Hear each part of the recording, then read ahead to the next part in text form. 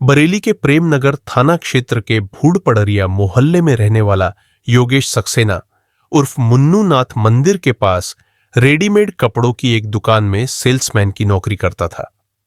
1 मार्च 2020 की रात वह दुकान से घर नहीं लौटा तो परिजनों को चिंता हुई।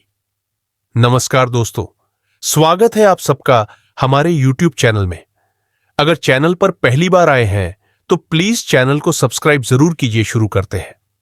योगेश का बड़ा भाई अंशु भी घर के बाहर था। उसे फोन करके बताया गया तो उसने योगेश जिस दुकान पर काम करता था उसके मालिक जितेंद्र से पता किया तो उसने बताया कि योगेश तबीयत खराब होने की बात कहकर जल्दी दुकान से घर जाने के लिए निकल गया था।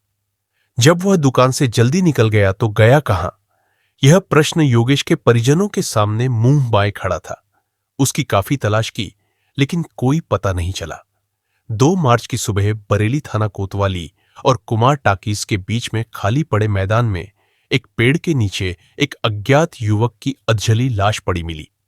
किसी ने लाश की सूचना थाना कोतवाली को दे दी। सूचना पाकर सीओ प्रथम अशोक कुमार और Kotwali inspector Geetesh Kapil police team के साथ मौके पर पहुंच गए। पुलिस ने लाश व घटनास्थल का निरीक्षण किया। मृतक की उम्र यही कोई 30 से 35 वर्ष रही होगी। मृतक के गले व चेहरे पर धारदार हथियार के 4 गहरे घाव दिखाई दे रहे थे। मारने के बाद उसकी पहचान छिपाने के लिए उसकी लाश को जलाया गया था, जो कि पूरी तरह से नहीं जल पाई थी। पास में ही मृतक का मोबाइल भी जला हुआ बरामद हुआ। लाश की शिनाख्त के लिए आसपास के दुकानदारों को बुलाया गया। उनमें जितेंद्र नाम का एक दुकानदार भी था। उसने लाश देखी तो वह लाश पहचान गया, क्योंकि वह लाश उसके शोरूम के सेल्समैन योगेश सक्सेना की थी। उसने तुरंत योगेश के भाई अंशु सक्सेना को योगेश की लाश मिलने की सूचना दे दी। सूचना पर योगेश की मां मुन्नी देवी व भाई अंशु मौके पर पहुंच गए और लाश की शिनाख्त कर दी। शिनाख्त होने के बाद लाश पोस्टमार्टम के लिए मोर्चरी भेज दी गई।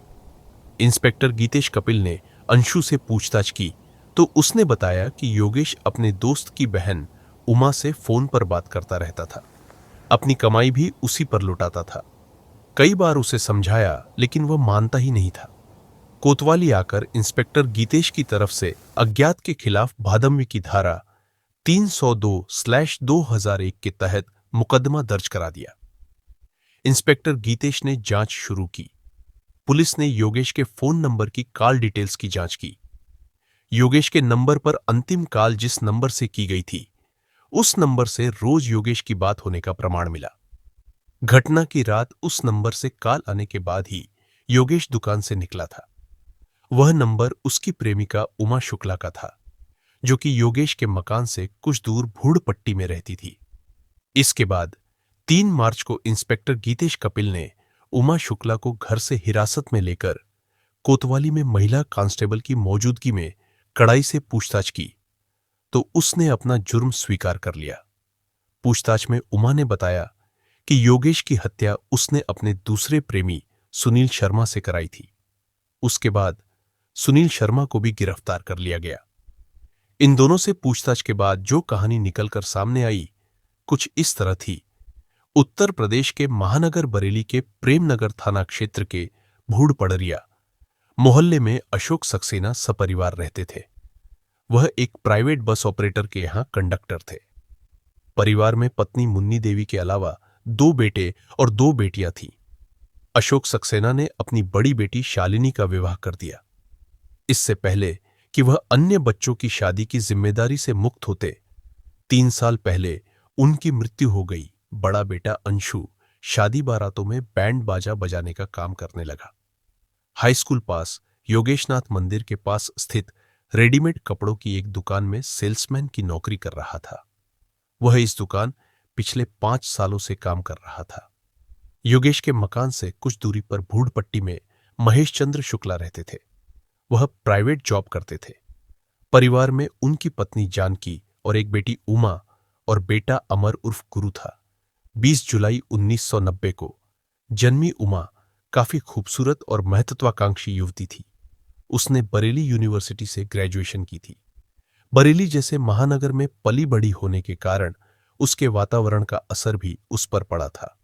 उमा का भाई अमर और योगेश एक ही मार्केट में अलग अलग रेडीमेड कपड़ों की दुकान पर काम करते थे। इसी वजह से योगेश और अमर में दोस्ती हो गई। दोनों एक दूसरे के घर भी आते जाते थे। इसी आने जाने में योगेश और उमा एक दूसरे को जानने लगे। दोनों का दिन में कई कई बार आमना सामना हो जाता था। दोनों की निगाहें आपस में टकराती थी तो उमा लजाकर अपनी निगाहें नीची कर लेती थी। योगेश की आंखों की गहराई वह ज्यादा देर बर्दाश्त नहीं कर पाती थी। शर्म से पलकें झुक जाती और होठों पर हल्की मुस्कान भी अपना घर बना लेती थी। उमा की इस अदा पर योगेश का दिल बेचैन हो उठता था। उमा को योगेश अच्छा लगता था। वह उसे दिल ही दिल में चाहने लगी थी। उसकी चाहत की तपिश योगेश तक पहुंचने लगी थी। योगेश को तो उमा पहले से ही पसंद थी। इस वजह से योगेश भी अपने कदम बढ़ने से रोक न सका। वह भी उमा को अपनी बाहों में भरकर उसकी आंखों की गहराइयों में उतर जाने को आतुर हो उठा। एक दिन योगेश उमा के कमरे से निकलकर बाहर की ओर जाने लगा कि अचानक वह फिसल गया। इससे उसके दाएं हाथ के अंगूठे में काफी चोट लग गई और अंगूठे से खून निकलने लगा। वहीं आंगन में खड़ी उमा ने देखा तो दौड़ी दौड़ी आई। खून निकलता देखकर वह तुरंत अपने रुमाल को पानी में भिगोकर उसके अंगूठे में बांधने लगी।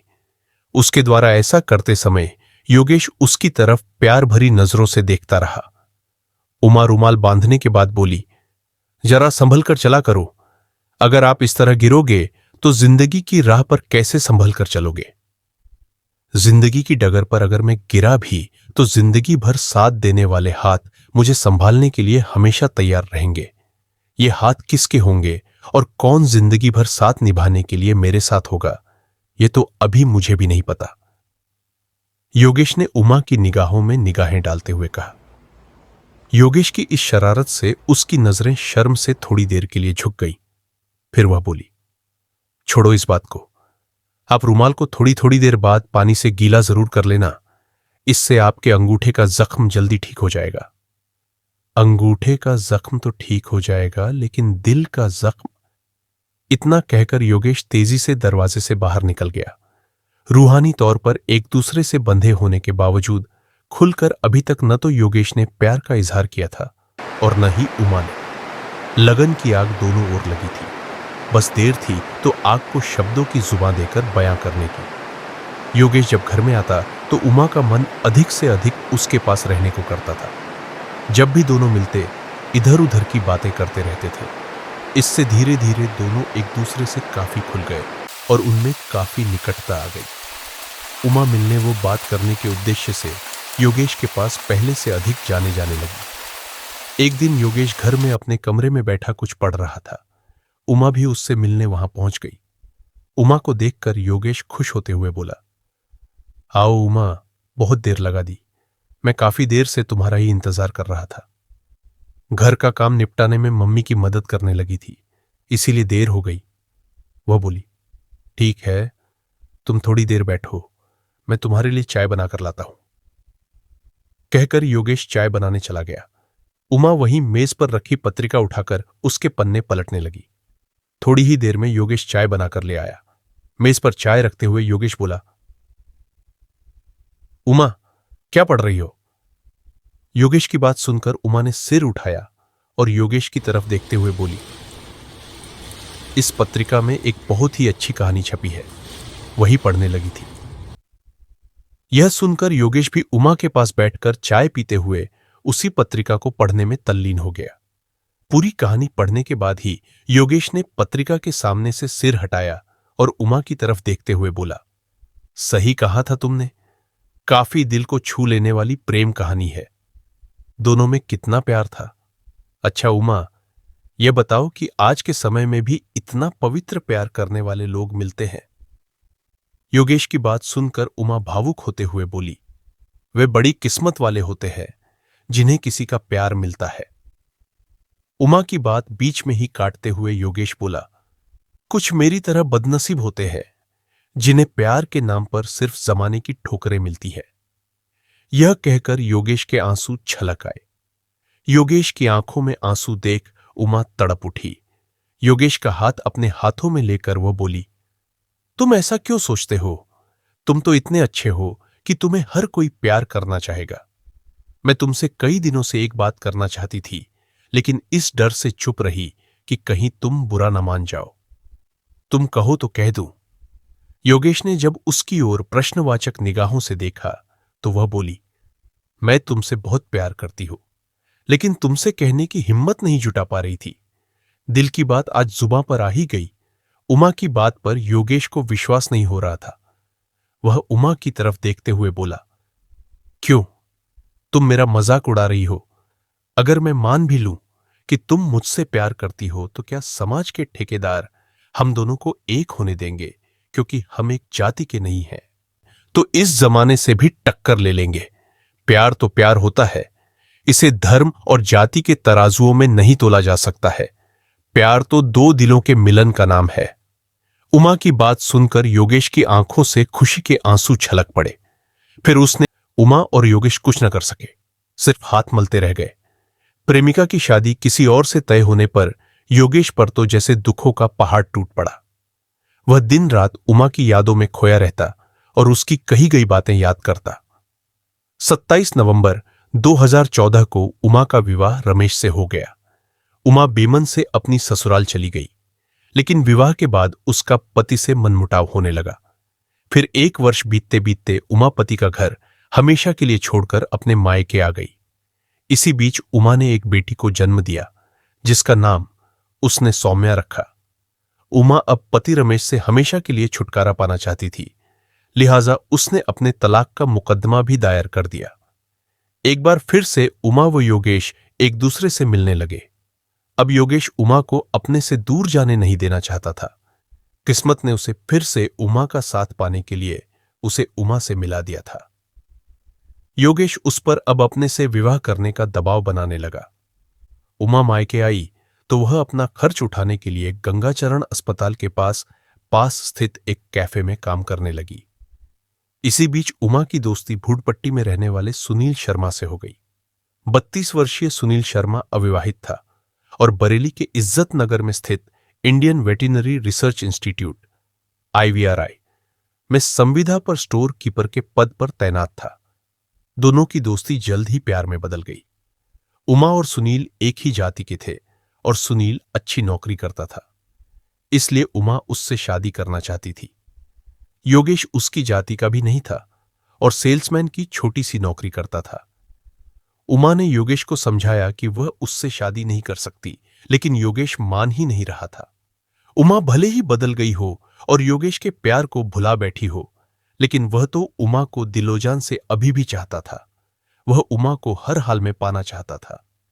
जब योगेश किसी तरह से मानने को तैयार नहीं हुआ, तो योगेश से पीछा छुड़ाने के लिए उमा ने सुनील से बात की, तो वह योगेश को ठिकाने लगाने के लिए तैयार हो गया।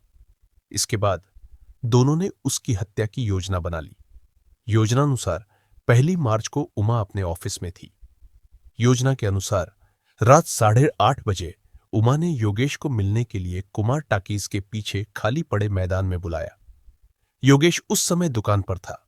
वह अपने मालिक जितेंद्र से तबीयत खराब होने का बहाना बनाकर दुकान से निकल आया और कुमार टाकीज के पीछे मैदान में पहुंच गया। वहां सुनील शर्मा पहले से मौजूद था। योगेश नजदीक आया तो सुनील ने उसकी आंखों में लाल मिर्च का पाउडर फेंक दिया, जिससे योगेश बिलबिला उठा। इसके बाद सुनील ने साथ लाए चाकू से योगेश के गले, चेहरे व शरीर पर 4 प्रहार किए, जिससे योगेश जमीन पर गिरकर तड़पने लगा। कुछ ही पलों में उसकी मौत हो गई। सुनील ने पास ही पड़े पत्थर से उसके चेहरे को कुचला। उसके बाद वह साथ लाई टीवीएस अपाचे बाइक से उमा के पास गया, उसे पूरी बात बता दी। इसके बाद उमा रात 9 बजे उसके साथ बाइक पर बैठकर घटनास्थल पर आई। उमा ने सुनील से कहा कि वह बाइक से पेट्रोल निकालकर योगेश की लाश जला दे, जिससे उसकी पहचान न हो सके।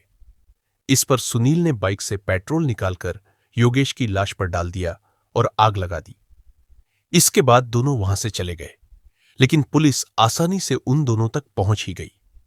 सुनील की निशानदेही पर इंस्पेक्टर गीतेश कपिल ने हत्या में प्रयुक्त चाकू, लाश जलाने में प्रयुक्त माचिस की डब्बी, रक्त रंजित कपड़े और सुनील की Apache bike number UP 25 CM 3263 बरामद कर ली। फिर कानूनी औपचारिकताएं पूरी करने के बाद दोनों को सीजेम की कोर्ट में पेश किया गया। वहां से दोनों को जेल भेज दिया गया।